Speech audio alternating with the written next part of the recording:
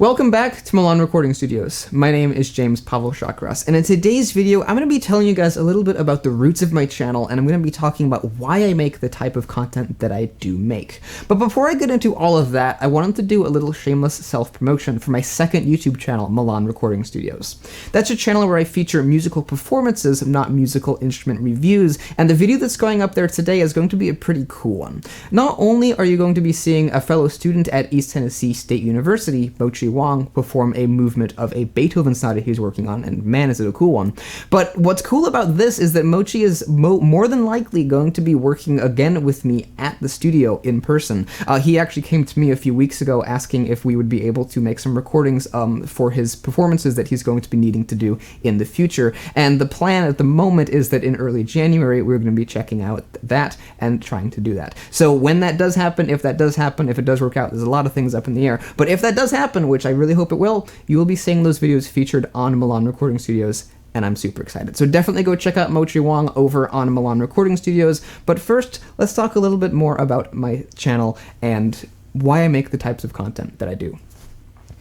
For those of you who may be new here, the type of content that I make is honest and unbiased videos of digital pianos and keyboards, and in the past I used to make many of them on acoustic pianos as well, ranging in size from concert grand and even bigger. I've reviewed 10-foot pianos all the way down to little tiny upright pianos made for children, and in every single video I always give my honest and unfiltered opinions of these instruments that I review. And a lot of the questions that I get on my channel are, why are there not more people doing what you do, making honest opinions and honest reviews of instruments such as this digital piano sitting here? It's just here, it's what I've been working on lately. And the answer to that question is because it's really hard. To be able to make a review of a product, you need to have a product. And in order to get the product, you must either purchase the product or have someone send the product to you for free. So it's kind of an interesting little cycle there. You must have to get the product to be able to make a review of it and stuff like that. So to be able to get a product, like I said, you either have to buy it or have someone send it to you. And so some of these people online who say that they make honest reviews of these products, a lot of the times these products have been sent to them. And although their videos may be a little more unfiltered and unbiased than someone who is trying to sell them as a dealer on a website, of course that product was in the end inevitably sent to them, so they may be a little bit more kind to that product than if they had purchased it with their own hard-earned money. And that, I think, is one of the big things that separates myself from these other YouTube channels, including those who claim to be unbiased and unsponsored. So yeah. So about myself. And here's a fun story that I want to tell you guys. I went to the NAMM 2020 show, as many of you guys know, the National Association of Musical Merchants, very, very early in this year.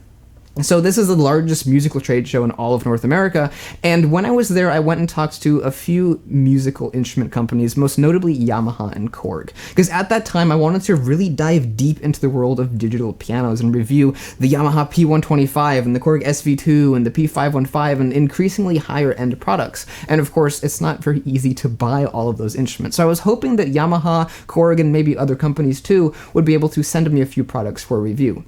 However, they all knew about the types of videos that I did. I was already making, and always have made, unbiased and honest videos. So when I went to Yamaha, Korg, and a few others, they all almost said the exact same thing to me. And they all said, we have many choices for reviewers. And of course, these other reviewers that they have are the ones I've already mentioned. I'm not going to mention anyone by name, because there's many reviewers out there who make fantastic YouTube videos. But these other reviewers they're referring to are the ones who they send products to and who say nice things about the products, regardless of what they are. And the reason they do that isn't because they're bad people. Honestly, if you think about it, it makes sense. The reason they're saying nice things about these products is because if they told the truth, if the product was bad and they said the truth about it, they may never receive a product from that company again, and depending on how they're doing financially, they might not be able to continue purchasing products for their YouTube channel.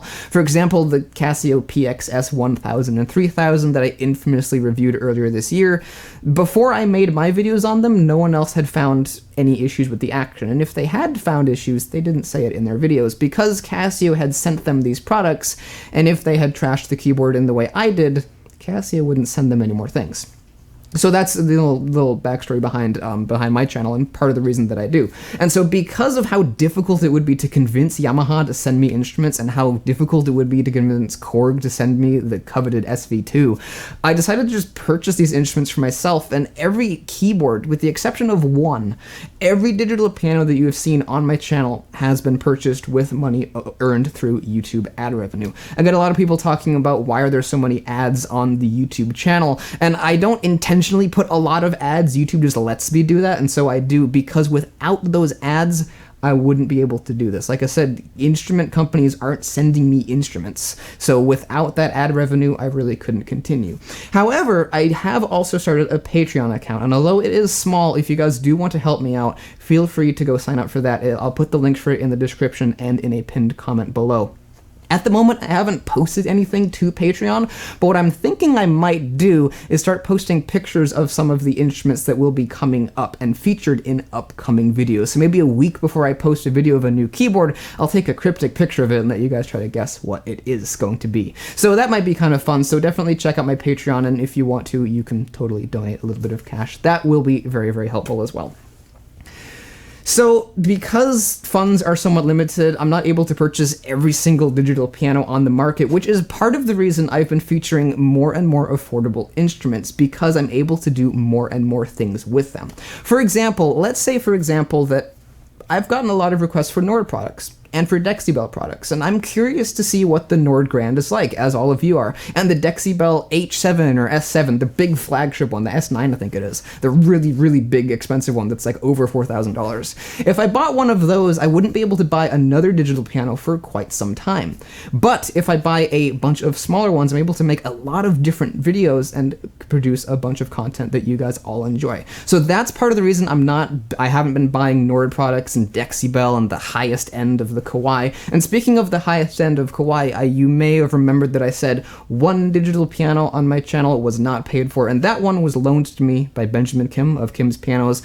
About a year ago, he loaned me the flagship Kawai stage piano, the MP11 SE, for my comparison video. So thank you very much to Benjamin Kim for that. That's the only digital piano that has arrived at the studio without being paid for, and since then I've sent it back to him and he has done whatever he wanted to do with it. So that's a little bit of my backstory behind digital pianos and what I've been doing and why I've been doing what I've been doing. But I said I'd dive into the roots of my channel, and the digital piano world is not the roots of my channel. I've only gotten involved with these heavily within the last year or so. The real roots of my channel are, as the name would suggest, pianos. So let me tell you a few stories about acoustic piano adventures I've had over the years. Beginning when I was about 12 or so, I used to actually drop into piano stores and make videos. And yes, that's right, I'd be driving down the road with the family and I'd see a piano store and I'd beg them to pull over and go in the parking lot so I could go in and check out pianos and maybe make some videos as well. And that's literally what I did. That's where all of my content from 2012 up until 2016 and 17, and even up until very recently, that's where my content came from. And so along the way, I found certain piano stores that embraced me and accepted me for what I did and who I was, and I found others who shunned me and for some reason didn't seem to welcome the publicity of having their pianos featured on YouTube. So I encountered a lot of interesting things, and this is something I've never talked about before on the channel, and I figured after all this time it might be kind of cool to talk about that and tell you about some of the fun adventures I've had. So when I went into these piano stores, I wouldn't just review any piano in the store. I would go through and I'd play each and every single one, even if there were over 100, and I would find the ones that I thought would be the best, and that would represent the store the best. These would typically be the concert grands, the flagship pianos, semi-concert grands, 7-foot pianos, and even if there was a really good upright, I would review a really good upright as well, a flagship Yamaha, Busendorfer, what may it be. So that's what I would do. That was my strategy when I went into a piano store. I'd find the best, the coolest, the most unique, and originally it started off with concert grands, and that's what I reviewed, and that's when my channel first started growing, when I started making these videos chronicling every single concert grand piano I ran across from every single brand. Started off with, common things like Steinway, and quickly evolved into more exotic things like Fazioli and Shigeru Kawai, and boutique German brands like Steingraber that no one ever gets to see. So when I started making these types of videos, that's when my YouTube channel really started to pick up. And I started doing a lot of cool things. And once I had covered just about every concert grand that was within my reasonable scope of playing. Then I started to branch out into the smaller acoustic pianos, the semi-concert grands, the 7-foots, even baby grands, and even upright pianos. And since then, I've kind of started at the top, and I've been working my way down the list of different acoustic pianos to review, and it's been a lot of fun. I've played so many amazing, phenomenal pianos that it's been really, really cool. But not all of it has been so fun, and I say fun sometimes in a sarcastic way because I've had some very strange experiences with acoustic piano shops and the people who run them. One of the first ones, and one of the ones that honestly was genuinely fun because in the end it worked out okay, was a guy who I was actually pretty close friends with who actually sold pianos once upon a time. I say once upon a time, it was about 5 or so years ago. So he had a piano store and he sold a few different pianos, and he had some really nice pianos in his shop. So essentially what he did is he had some entry low-level stuff when you first walked in the door, and if you were to wander through his shop and peek around the back door, you'd find a really high-end concert grand or two. So those were the types of pianos I'd really want to review, and sometimes I'd find a really nice restored Mason and Hamlin or something like that I'd find to be particularly nice, and I'd make videos on that. But then one day I walk into his shop and he decides he wants me, because he likes the publicity my videos are getting, he decides he wants me to make more videos on every piano in his shop. For example, on one of the videos that I did in his store, a man from Greece, and keep in mind I'm making videos in the United States, a man from Greece contacts this piano store owner inquiring about a particular piano I made a video on and was actually quite serious about buying it. I do not believe it actually went through because shipping a concert grand to Greece is insanely expensive. But regardless, the fact that someone from halfway across the globe was seriously interested in purchasing a piano from this tiny piano store apparently impressed the owner enough that he wanted me to make more videos. And that might sound really cool, but in my opinion, not all of the pianos in his store were really video worthy. Not all pianos make for great content. A lot of his pianos that he had, the entry low level stuff that was very affordable, weren't really that special. They were stencil brands and things of that nature that on occasion I will make a video about a stencil brand, but it's just more to poke fun at it than this is a wonderful instrument. And obviously, because he's trying to sell these instruments, that's the type of video he would have wanted me to say. This piano is wonderful, it is cheap, it is great, it will last you a lifetime, and none of that's true aside from the fact that it was cheap. So I kind of started to distance myself from that scenario, and although we did remain friends and I would still consider ourselves friends to this day, I did begin to stop making videos at his store, unfortunately. Another acoustic piano store that I once had a long relationship with was a particular store in the southwestern United States, and man, this was a cool store. They had a very large facility that didn't have a huge amount of pianos in it, but they had a large amount of square footage, and they did have a very nice selection of different pianos. They had really high-end stuff like Mason and Hamlin and a few good Steinways, but when I first went to the store, they had some phenomenal used Baldwins and Kawais that were out of this world. They were insanely good, and some of the best pianos I've ever played. Sadly, I didn't really document them all that well, but I think I do have a couple of clips of them sitting around somewhere, but that's a little bit sidetracked. So basically, I first went to the store and I was very impressed with the stuff they had, and so I kept coming back every time I'd be traveling through the southwestern United States. And I'd come back and I'd make some cool videos that would be supportive of the pianos and of the store, and I'd say where I was and what store I was at and to come visit them, and they had cool pianos. However, about a year and a half ago, when I went back in there after not being in there for about a year or so, the owner seemed to almost have kind of changed his mind about what he thought my videos were like and what his opinions were of them. I was doing some cool videos about really high-end pianos and really good ones, as was typical for that store. And he decided to add in a bunch of rules and regulations about what I could and couldn't say and what pianos I could and couldn't review, and I just really wasn't comfortable with all of that, and so I decided to not do any more videos at that store. And as a matter of fact, because he didn't seem comfortable with my videos either for some reason, I decided to just take all of the videos I ever filmed at his store down off of the face of my channel, so you won't see them up there anymore, even if you go looking for them. So that's another, odd, unusual story. I'm not really sure what changed. I never said anything negative about any of his pianos in the store. At one point in his shop, I was working on like this 45-minute comparison between one type of piano and another type of piano that were completely different, but actually had some stuff in common. They were of completely different price points, completely different regions of manufacture, but they would be two pianos that someone might look at if they were going into the store. And so I thought that would be an interesting video. And then on the way out of the store, there's a really nice high-end piano and just right in front of the door when you walk in. And so on my way out, I wanted to go film it, and that's when he started introducing all of these rules and regulations about the piano, and that I maybe would have to take the video down. And I'm just like, I'm not comfortable with this. I'm just not going to deal with this anymore.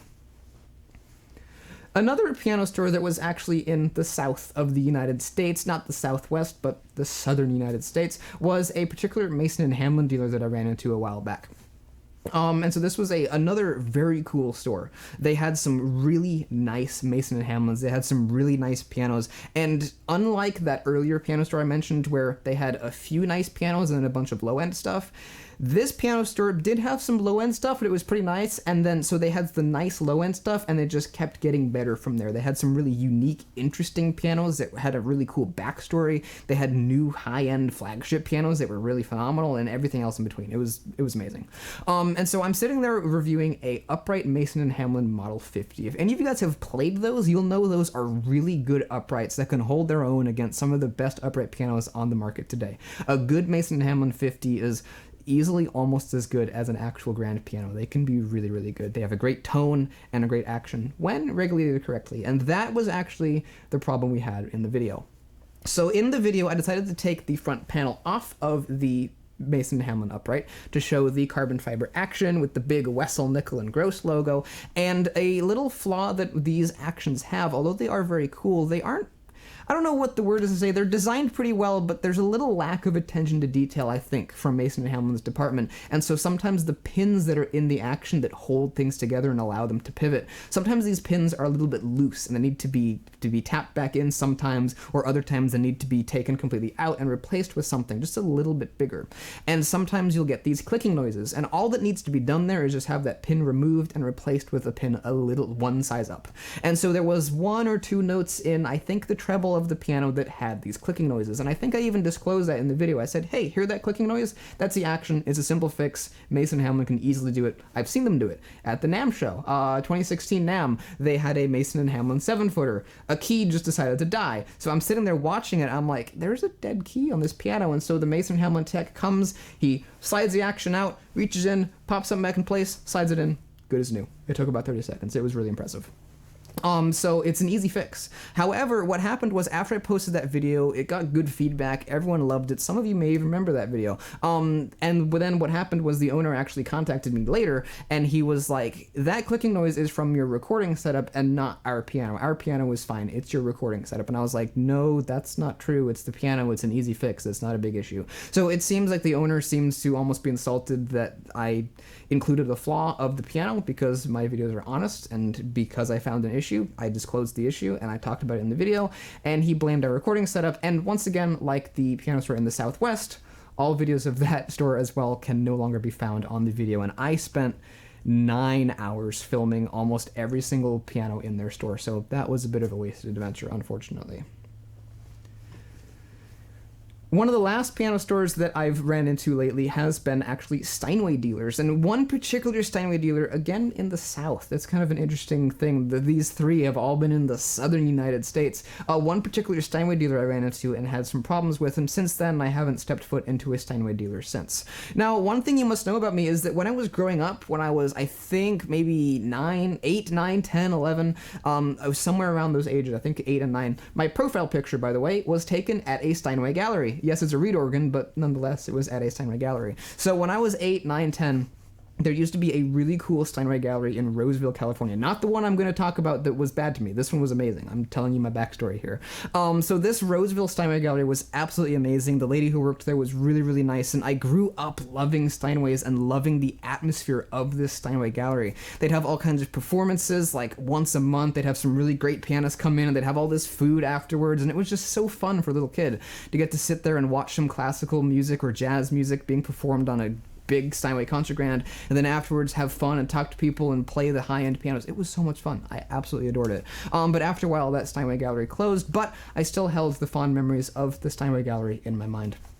And I always will remember that one very, very fondly.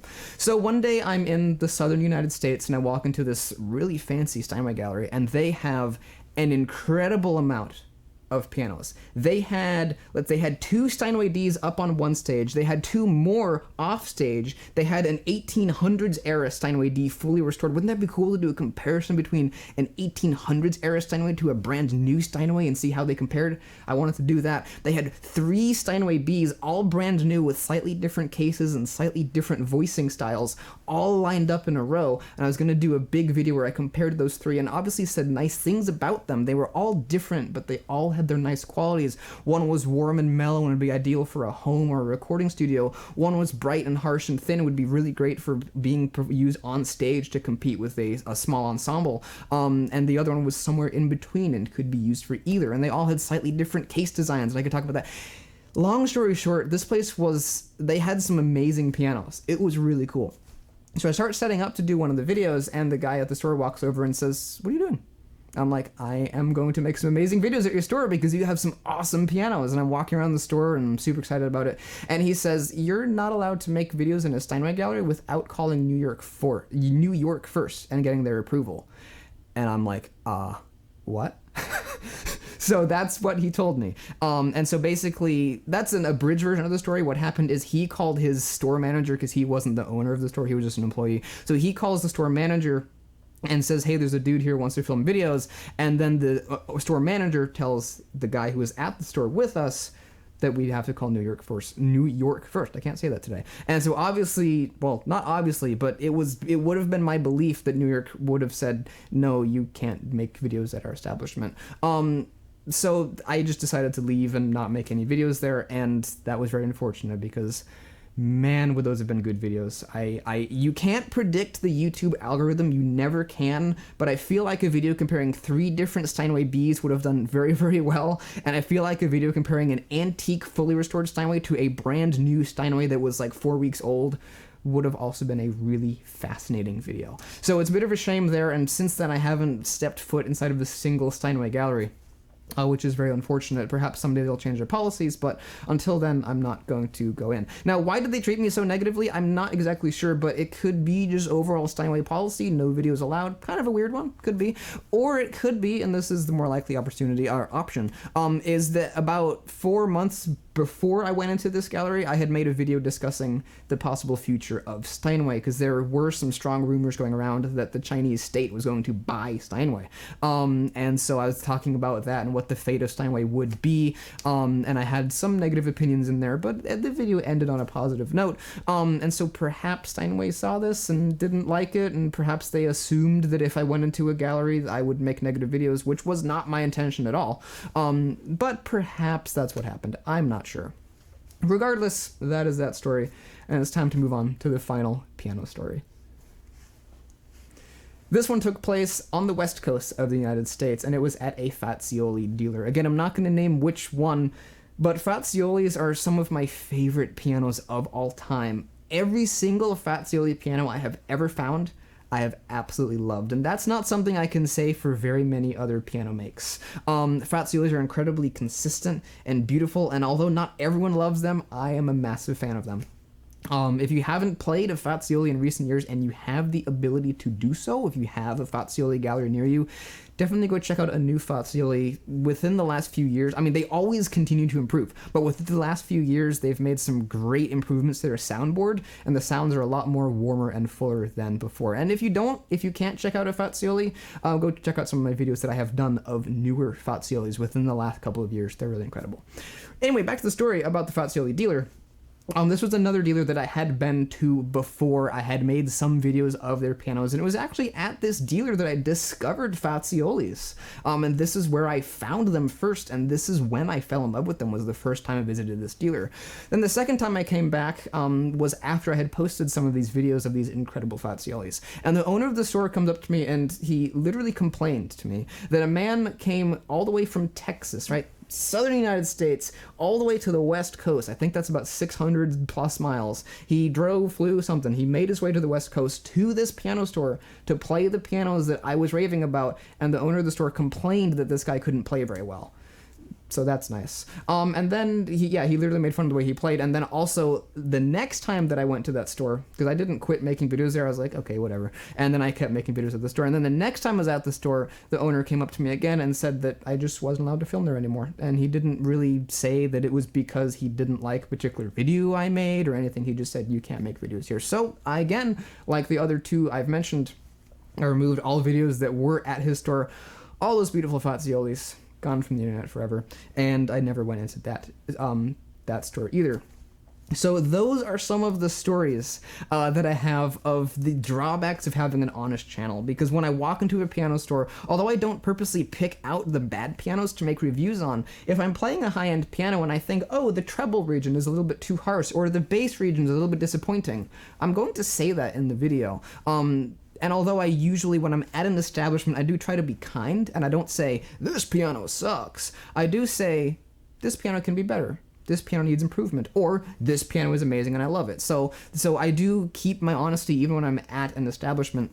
And as a result, because of all of these different establishments that have turned me down and not welcomed me, I've limited the piano stores that I visit to literally only 2. So far. There's been one up north that's invited me up to come up to visit them, and I just never really had the time, unfortunately, to do that. They're probably pretty cool. But the 2 I visit right now that I haven't visited for a while, but the 2 most recent ones that I've spent a lot of time at and who are super amazing are DC Pianos in Berkeley, California, and Kim's Pianos, who has a few different stores, but the one I go to most often is in Stanton, California. And Kim's and DC have phenomenal selections of pianos. They specialize in different areas, which is why I love both of them. Not only are the people who work there amazing and they like what I do, but DC Pianos has high-end used pianos. They actually restore many of their own pianos, and so you'll go in there and you'll find these relatively affordable used pianos, but they're in really great condition and they play and sound amazing. Whereas at Kim's, although you do get the occasional rebuilt piano, typically what Kim's will do is they'll specialize in super high-end stuff. So they'll have brand new Mason Hamlin, Shigeru Kawai's, German brands like that, and then they'll also do some super high-end rebuilt Busendorfers and Steinways and stuff from Europe. So Kim's is a more high-end dealer, and DC is more of a, I don't want to say low-end, but they're more of a lower end than Kim's. But regardless, DC has some incredible pianos as well. They've had some of the best pianos I've played in recent years, actually. And both Kim's and DC Pianos are phenomenal stores, and I've been visiting those 2 as my go-to piano stores as of late. So I really hope that you guys have enjoyed this video, just giving a little bit of my backstory and telling you about why I make the videos I do and some of the hardships I've had in making these videos. If you have any questions or comments, definitely leave them down below. I'd love to hear what you guys think. I get a lot of questions. Again, like I said earlier in the video, a lot of people think that I'm in the back pocket of some of these digital piano companies because consistently I'll review a certain brand and I'll say nice things about Yamaha or about Kawai or about Korg, and people are like, oh, he's in their back pocket. And as I've said earlier, that is entirely untrue. Every single digital piano you'll see featured on this channel, at least as of right now, with the exception of the MP11 SE that I reviewed 6-8 months ago, everything aside from that was purchased with my own money and was reviewed unbiased and honestly. So I hope you guys enjoyed this video. I really hope you did, and if you're still here at the end of the video, go check out Mochi Wong performing over on Milan Recording Studios, and if that sounds cool, you might want to subscribe to that channel as well as mine, because we'll be doing some more videos with him in the future, and that is going to be awesome. So I'll see you all in the next video, and until then, goodbye for now.